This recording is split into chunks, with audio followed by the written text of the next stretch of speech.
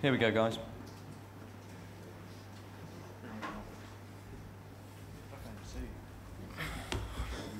Good afternoon. Just a reminder, the first part will be a live section. There'll be an embargoed bit afterwards, which is 10 o'clock UK time. Please wait for the microphone and your name before asking your question. Thank you.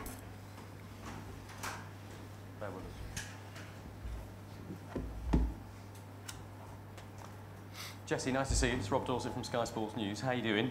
After the euphoria of that 6-1 victory and your wonder goal, was it difficult to sit out of the game against Belgium? Yeah, I think obviously as a player you got to play every game, you know, but it's a manager's decision, and I think everyone's played a vital part at the moment, whether it's starting or coming off the bench. So I was always prepared and ready to come off the bench and make an impact if need be. Was it the right decision, do you think, to rest 8 players, change 8 players for that game? Well, it's obviously it's up to the manager. It's the manager's decision, and you know, the players stick by his decision. And it don't matter what players play, they're always going to put 100% in, no matter what. You saw Portugal and Argentina go out last night, 2 of the big favourites for the title, even. Does it feel like, from an England perspective, this World Cup is opening up for you? Yeah, you can say that. But for us at the moment, it's game by game and see where it takes us. But we have to concentrate one game at a time. You know, focus 100% in that game and move on to the next game. Is it the easier side of the draw? Well, obviously we're going to have to play you know, the big teams sooner or later, and if you want to be best team in the world, you got to beat the big team. So we're not really fussed what side we got chosen on. You've impressed so many people in our country and around the world with your form of this World Cup. There were people maybe a couple of years ago who might have written you off. Now you're one of the first names on the England team sheet. Do you feel you've answered those critics?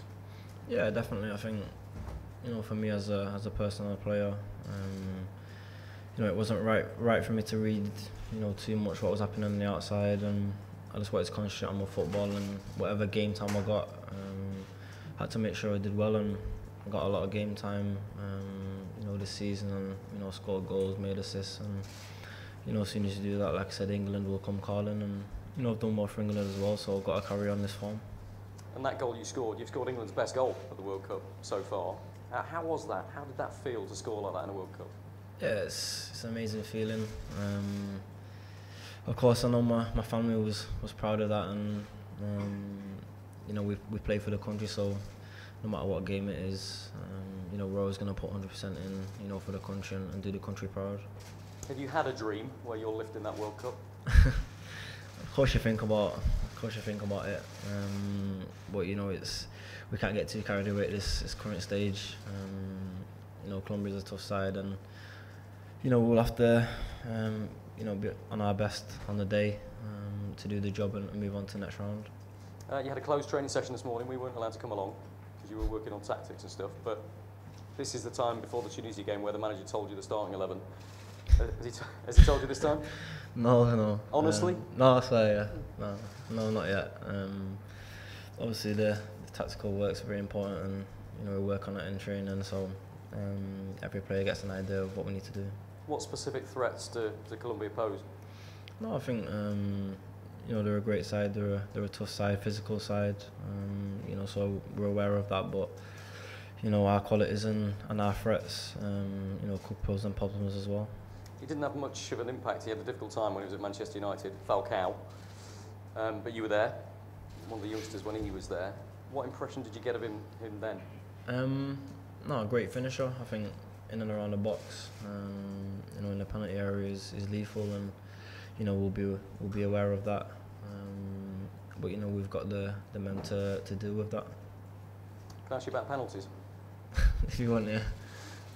Has the squad got a plan of who will take them? Not at this current moment. Of course, we're practicing them, you know, after training and whatnot, and there's not really a set 5 yet. But you know, everyone's confident enough to go up and take one. You would? Yeah, of course. Why not? You feel okay with that? Yeah, definitely. And cope with the pressure? Yeah, I think, you know, we've been doing it anyway. This is always pressure, and you know, penalty is 50-50, so I'll be, you know, I'll go up and take one, no problem. Jesse, Steve Scott from ITV. Continuing on that theme about pressure, a lot has been made leading up to this tournament about England playing without fear. Now it's knockout and the risks are far greater. How do you make sure that you don't change the style and the way you play? No, we don't need to change too much. No matter what round we're in, we're still going to play the same. You know, as you said, we're going to play with no fear and play with that freedom. That's what's got us there, you know, today. So why change? We're not gonna change for no one or no team. Has that aspect of pressure been discussed as a group and how it changes in this game coming up?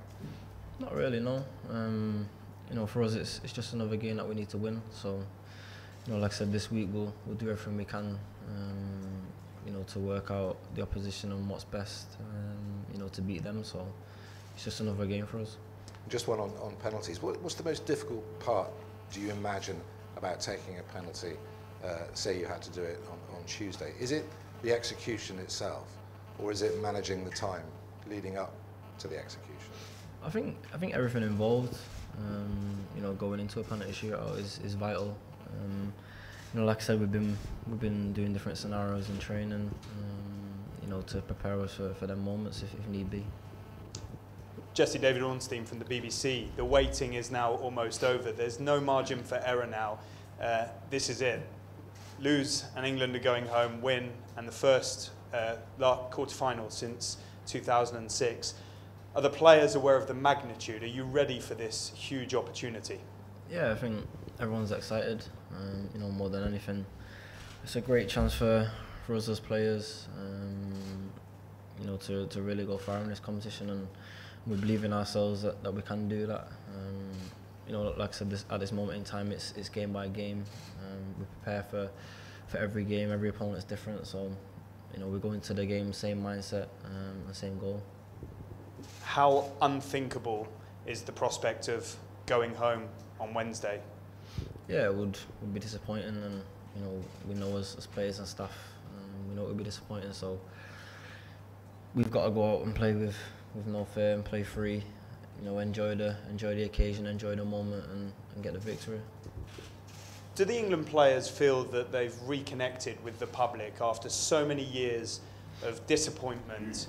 There seems to be a very different feel about this England camp. Have bridges been built? What's the feeling from you players towards the English public, and the responsibility of the shirt? No, we've seen the footage of the goals going in and them celebrating, and you know, it's great for our conference to see that you know, each and every fans backing us and they're behind us and supporting us, and it's our job to give back to them and do the country proud. It's, like I said, it's always an honour to represent your country, and you know, we're going to put 100% in every performance. Has something changed in English football? We're seeing much more positivity around the national team, lots of young players, a clear focus from the FA on the style of play, the sort of DNA as it was called, academy players coming through, and are we seeing a shift in the national team? Yeah, it feels like you know, a new revolution. The manager's come in with great ideas and a great idea of the way he wants us to play. I know the formation suits us perfectly, and you know, as a group of lads, it's a youthful squad, but you know, we've still got them experienced players in there, and you know, the team spirit it's amazing at the moment, and everyone's come together and we're really bonding, and you know, we're excited, we're enjoying the World Cup, and we've just got to keep going now. Can you imagine the prospect of celebrating on that pitch in Moscow late Tuesday night?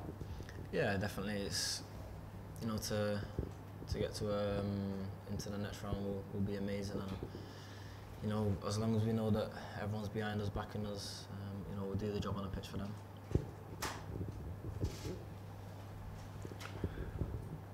Any questions?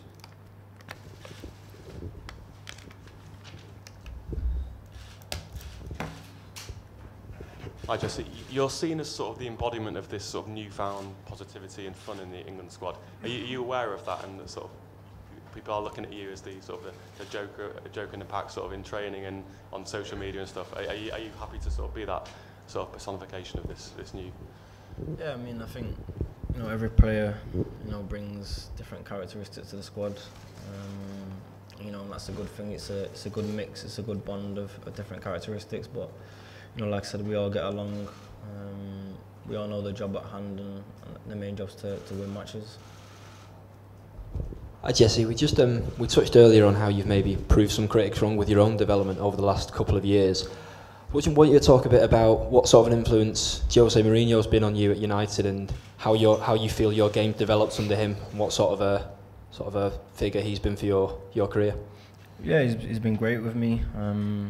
You know, he's put that trust and faith in me to play me in big matches and week in, week out. So it was only up to me then to repay that faith by playing well and putting on performances. So you know, he's played a massive part in my development, and you know, I can only thank him for that.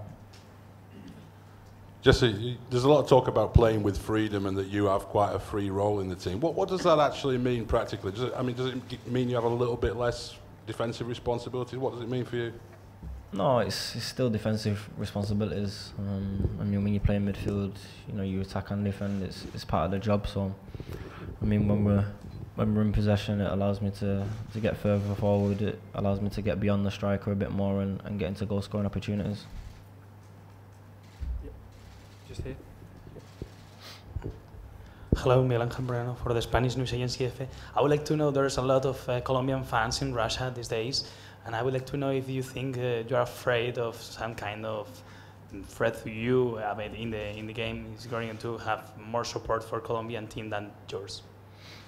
No, I don't see no threat. You know, the England fans will be out in numbers as well, and I'm backing us. So you know, as long as we feel that inside the stadium that our fans are there, you know, it's perfect for us. Okay, that's it for the live section. We'll take questions now, 10 PM UK time.